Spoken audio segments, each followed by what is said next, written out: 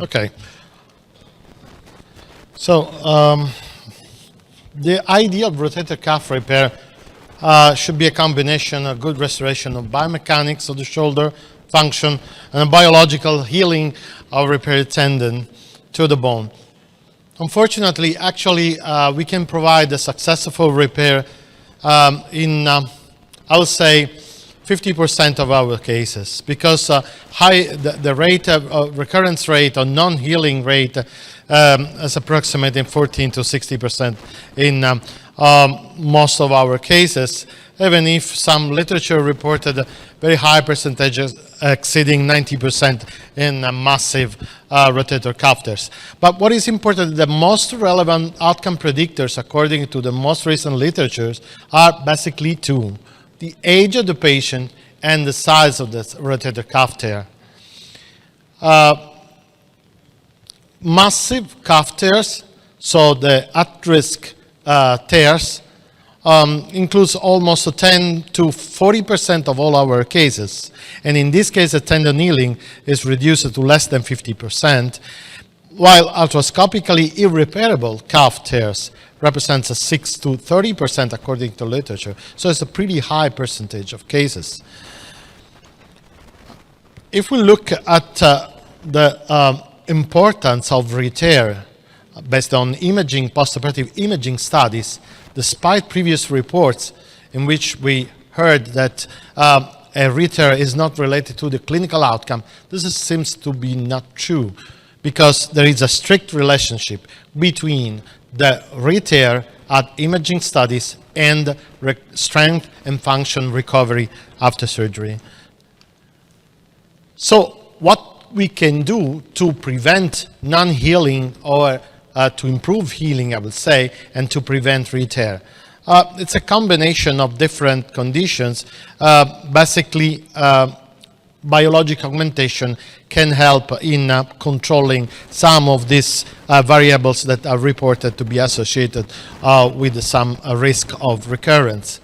If we look at the systematic literature reviews on the use of growth factors or concentrate of growth factors like a PRP, there is a controversial outcome. Some papers reported a decreased retear rate and improving in postoperative pain, but this is not really reported in all the papers. Scaffolds are not recommended in repairable tears, so in primary surgery, and they provide us some improvement in the structural integrity, but there are no high-quality studies that demonstrated the efficacy and effectiveness of this device. Bone marrow stimulation seems to be a very cost-effective procedure because it's very cheap, it's reliable, and it provides some cells coming out from the bone vents into the graded tuberosity to cover the repair site and to improve tendon to bone healing.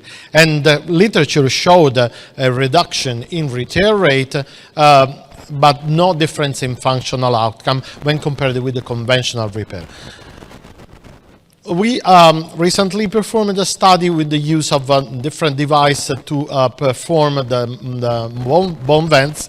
So a small device that can provide a very small and deep bone microfractures called nanofractures, and results at more than 2 years postoperatively showed a significant improvement compared to preoperative conditions with a very high percentage of healing rate exceeding 86% of the cases at the MRI at 6 months.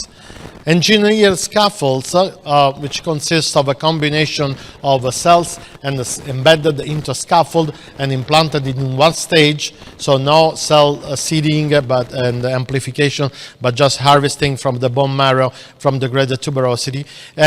This seems to improve healing rate and improve tendon healing potential of tendon to bone.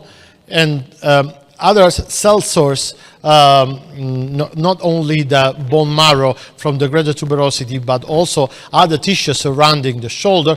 And the most important is actually considered the subacromial bursa. Subacromial bursa seems to be very rich in multi-potent mesenchymal stem cells, and these can be implanted at a bone tendon repair site or embedded into scaffold to provide a better healing. Footprint preservation is another option to augment, to provide a biologic augmentation. These are some studies based on animal models that showed a significant improvement in the quality and quantity of tendon to bone healing if we preserve some cells and some tissue from the greater tuberosity during preparation of our repair site. So do not remove all the tendon from the greater tuberosity, because they can drive tendon to bone healing, and they can drive a production of a new fibrocartilage at the tendon bone interface. And this is what we found in a clinical trial in 29 patients at almost a 4-year follow-up. We found 71.4% of healing in large to massive tears. So patients with a high consistent risk of failure rate, high failure rate. Superior capsule reconstruction is probably the most important revolution of the last years in terms of treatment of massive to irreparable rotator cuff tears with the superior migration of the humeral head. Indications are subscapularis intact or repairable, as you know, teres minor intact, no severe rotator cuff tear arthropathy, and some others reported also successful results in cases with a pseudoparalysis, but this is still debated. What about graft options? The superior capsule reconstruction can be performed with different tendon sources, like a fascia lata, or long head of the biceps tendon, or a semitendinosus, or tendon allografts. The use of extracellular dermal matrix, which was proposed at the beginning in the US, is reducing in popularity, I would say. And if you look at this recent systematic literature review on the outcome of superior capsule reconstruction according to different tendon source or graft source, you see that all dermal allografts, fascia lata or biceps autograft are all suitable options because provide a similar improvement in clinical outcomes. So biceps is for sure the most reliable and less expensive option for a superior capsule reconstruction. There is no donor side morbidity, low operative time and cost, because the biceps already there. You don't have to detach from the superior glenoid pole, just a cut at the extraarticular exit and make a tenodesis on the supraspinatus tendon footprint. And it, according to biomechanical studies, it provides adequate mechanical strength in limiting superior migration of the humeral head, similarly to what obtained with the fascia lata. This procedure was also defined as a cable reconstruction because it's like a sort of reconstruction of the anterior cable of rotator cuff. And these are some clinical experiences with the use of biceps. Superior capsule reconstruction. And all of these papers, all these authors provided successful results in terms of regaining of clinical function in patients with a large to massive, or I would say massive to irreparable rotator cuff tears. These are our results. At 2-year follow-up, more than 2-year follow-up, we found a significant improvement in all the clinical patient-reported outcomes that we investigated on 19 patients. But biceps is a good option also for augmentation of repairable rotator cuff tears. And this to reduce the risk of re-tear of repairable large to massive tear. These are some experiences reported in the literature, and we described this technique called the Cuff Plus, which is exactly a biceps tenodesis over the tendon footprint, and then closure of the rotator cuff over the biceps tendon. So the biceps is rerouted posteriorly, so out of the bicipital groove, and fixed with I use a knotless anchor just over the supraspinatus tendon footprint.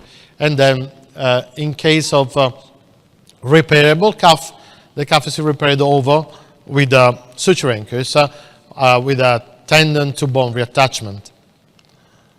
And these are the results in our first preliminary series at more than 2-year follow-up, significant improvement in all the patient-reported outcomes.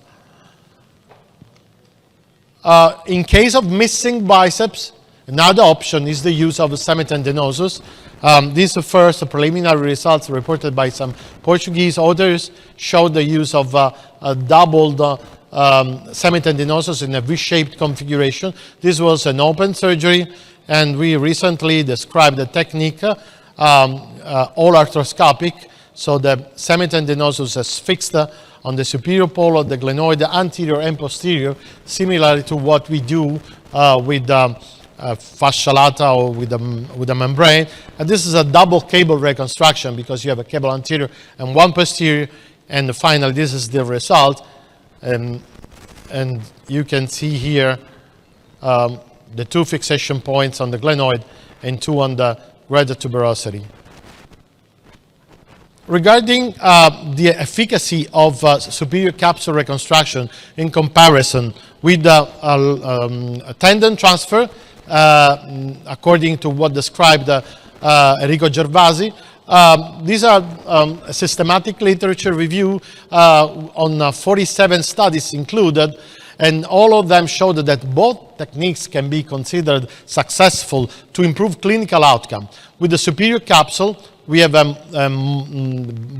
better effect in increasing acromial-humeral distance, but with the latissimus dorsi transfer, we have a less risk of failure rate. So it's a more successful in maintenance of results over time. Unfortunately, the latissimus dorsi transfer is a good solution, is a good option, just when you have a deficit of a strength deficit in one direction. When we have a combined direction, when we have in most of these cases a true pseudo-paralysis, isolated transfer is not really as effective as for a single deficit. So for this reason, some authors suggested a possible combination of a superior capsule reconstruction and latissimus dorsi transfer to provide at the same time a passive and active restraint against the superior migration of the humeral head, maintenance of a stable fulcrum, kinematic fulcrum of the shoulder, and regaining strength in elevation external rotation. Bassem El Hassan described this technique for the lower trapezius transfer, which seems to be very effective in regaining strength in external rotation, and seems to be stronger in terms of external rotation compared to latissimus dorsi transfer, when the deficit is mainly related to external rotation, with a very low failure rate. That's the reason why we started using this technique combined with the superior capsule reconstruction, using the same graft that we use to augment the lower trapezius transfer, which can be the Achilles tendon, as described by Bassem El Hassan, or according to Philippe Valenti, with the use of a single-strand tendon like semitendinosus or tibialis anterior, whatever. This is the technique. You see here the tendon, the graft. This is the harvesting of the lower trapezius, and this is the graft used to create at the same time. One piece of graft is used for a superior capsule, and the other one for augmenting the lower trapezius. This is finally fixed on the back of the shoulder. So with this combination can provide probably the best solution to get motion and strength both at the same time. So in conclusion, obtaining the perfect cuff repair is still challenging, and the structural integrity affects clinical outcomes. That's the reason why we should aim to to regain a complete structural integrity of our repair tendon. Biology is actually the main focus of research of rotator cuff repair, much more than increasing biomechanical strength of our primary fixation, and combination biologic strategy is probably the key for the future. Bone marrow stimulation improves structural integrity and is for sure very cost-effective. Tendon footprint should be preserved to improve tendon to bone healing. What happened? Okay. Okay, thank you.